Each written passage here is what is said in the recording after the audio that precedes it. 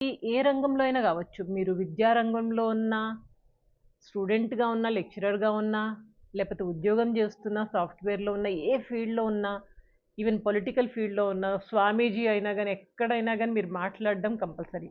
మంచిగా మాట్లాడితే గనక ఎన్నో ఉపయోగాలుంటాయి. మంచి మాటలతోటి యుద్ధాలను ఆపిన వాళ్ళున్నారు. అదే సరిగ్గా మాట్లాడలేదనుకోండి, యుద్ధాలు జరిగినయి కూడా ఉన్నాయి. కదా! అందుకని మనం మాట్లాడే తీరు చాలా చక్కగా ఉండాలి. దీనికోసం మీకొక 5 టిప్స్ చెప్తాను. 5 స్పీకింగ్ ట్రిక్స్ మంచిగా మాట్లాడడానికి బాగా ఉపయోగపడుతుంది.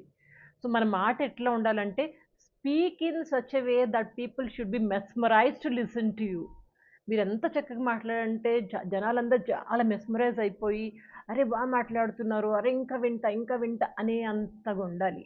And listen in such a way that people feel like talking to you more time, because you are listening. మీరు వింటున్నారు బాగా.